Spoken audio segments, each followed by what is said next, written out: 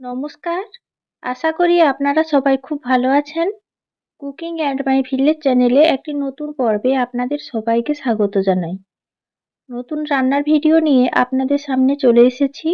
আপনারা রান্নার ভিডিওটি অবশ্যই শেষ পর্যন্ত দেখতে থাকুন। আশা করি রান্নার ভিডিওটি ভালো লাগবে। আর ভালো লাগলে অবশ্যই সাবস্ক্রাইব করে পাশে থাকার অনুরোধ রইল।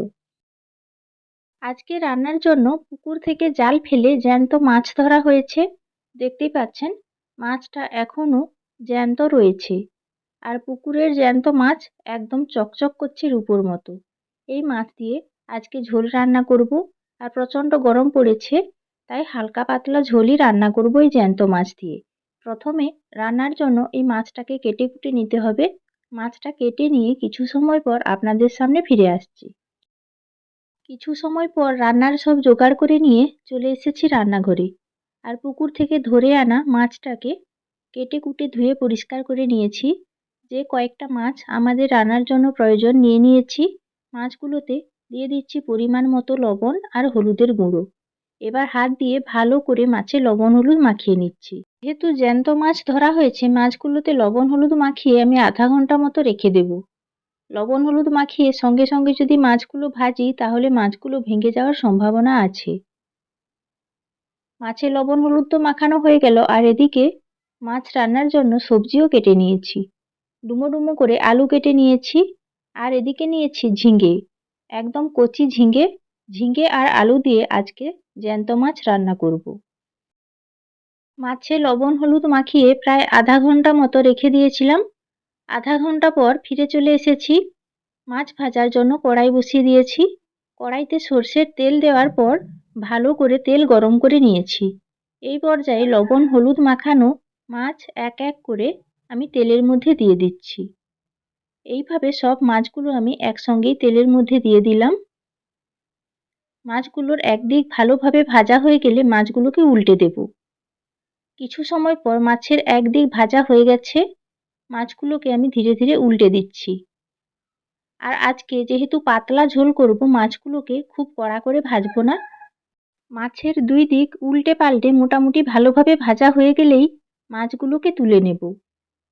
মাছের দুই দিক উল্টে পাল্টে ভালো করে ভেজে নিয়েছি। এবার মাছগুলোকে আমি তুলে নিচ্ছি এক এক করে। মাছ ভাজার তেল যে পরিমাণে রয়েছে এই তেলেই রান্না হয়ে যাবে। তেলের মধ্যে দিয়ে দিলাম 5 ফোড়ন আর কয়েকটা চেরা কাঁচা লঙ্কা। এবার কয়েক সেকেন্ড সময় নিয়ে কাঁচা লঙ্কা ও ফোড়ন ভালো করে ভেজে নিচ্ছি। আর এই কাঁচা লঙ্কার ফোড়ন ভাজার পর খুব সুন্দর একটা গন্ধ বার হয়েছে। এই পর্যায়ে কেটে রাখা ঝিঙে আর আলু দিয়ে দিলাম। ঝিঙে আর আলু দেওয়ার পর খুব ভালো করে নাড়াচাড়া করে নিচ্ছি। আজকে আমি একটু অন্যভাবেই মাছের ঝোলটা রান্না করছি। আপনারা দেখতেই পেলেন প্রথমে ফোড়ন ভেজে নিয়ে সবজিগুলো দিয়ে দিলাম। আর নাড়াচাড়া করে সবজিগুলোকে হালকা কষিয়ে নিচ্ছি। তারপর এক এক করে বাটা মশলা দেব। এই পর্যায়ে দিয়ে দিলাম পেঁয়াজ বাটা আর দিয়ে দিচ্ছি জিরে বাটা। সবজির সঙ্গে সঙ্গে বাটা মশলাগুলো কষানো হয়ে যাবে। পেঁয়াজ বাটা, জিরে বাটা আর সবজিগুলোকে একসঙ্গে বেশ কিছু সময় ধরে আমি নাড়াচাড়া করে কষাতে থাকব।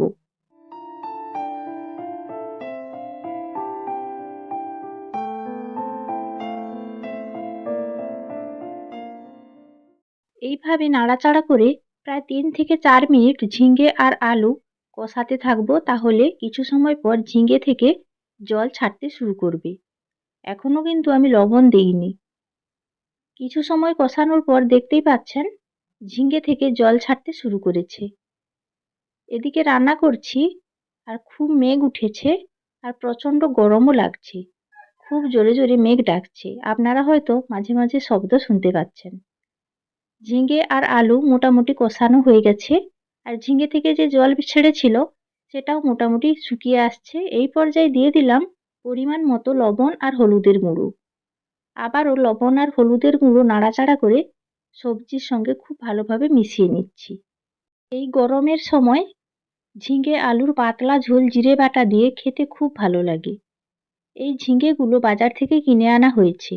আমাদের বাগানেও ঝিঙে গাছ লাগানো হয়েছে, তবে এখনো ঝিঙে হয়নি। কিছুদিন পরে আমাদের বাগানেও নরম নরম ঝিঙে হবে আর খেতে ভালো লাগবে। কথা বলতে বলতে সবজি খুব ভালোভাবে কষানো হয়ে গেছে।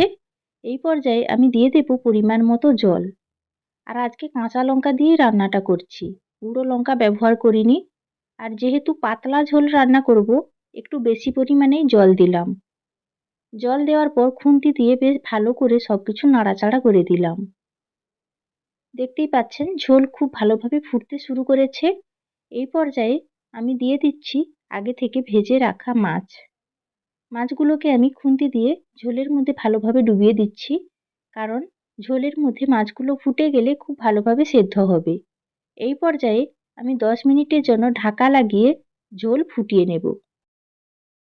প্রায় 10 মিনিট হয়ে গেছে, ঢাকা লাগিয়ে ঝোল ফুটিয়ে নিয়েছি। এই পর্যায়ে ঢাকনা খুলে দিলাম। আর দেখতেই পাচ্ছেন আলু, ঝিঙে, মাছ সব কিছু ঝোলের মধ্যে খুব ভালোভাবে ফুটে গেছে আর খুব ভালোভাবে সেদ্ধও হয়ে গেছে। আর আজকে যেহেতু পাতলা ঝোল রান্না করছি, ঝোলটা এই রকমই থাকবে। ঝোল আর বেশি ফুটাবো না, তাহলে ঝোলের পরিমাণ কমে যাবে। এই পর্যায়ে আমি বাটিতে ঢেলে নিচ্ছি। তৈরি হয়ে গেছে পুকুর থেকে ধরে আনা জ্যান্ত রুই মাছের পাতলা ঝোল। আর জিরে বাটা দিয়ে এই ঝিঙে আলুর ঝোল আপনারা বাড়িতে এই গরমের সময় রান্না করে খেয়ে দেখুন, খেতে খুব ভালো লাগে। ঝোলটা পাতলা হলেও স্বাদ বেশ ভালো লাগে। বাড়িতে কোনো অসুস্থ মানুষ বা ছোট বাচ্চা বা বয়স্ক মানুষ থাকলে এইভাবে ঝোল রান্না আপনারা করে দেবেন, খেতে খুব ভালো লাগে। আশা করি জ্যান্ত মাছের ঝোল রান্নার ভিডিওটি আপনাদের ভালো লাগবে। লাইক, শেয়ার ও কমেন্ট করে পাশে থাকবেন।